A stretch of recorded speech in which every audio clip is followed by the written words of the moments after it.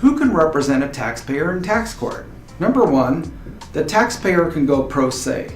Okay, that means they can represent themselves. Or they can be accompanied by an attorney. Any other type of tax professional may be able to show up and be viewed as a witness, but they can't represent you in tax court.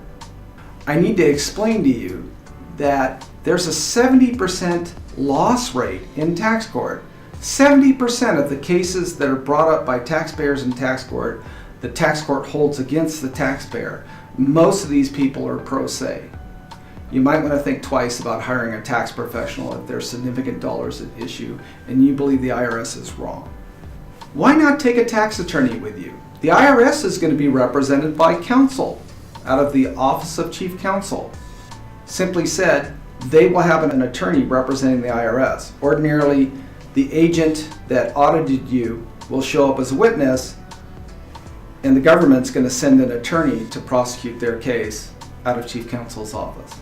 It's very important that the tax court petition be filed in the correct place. It's only valid if it's sent to the tax court.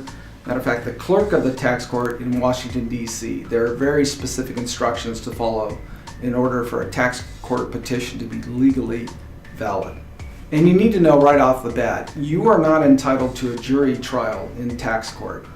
Your case will be heard by a federal tax court judge.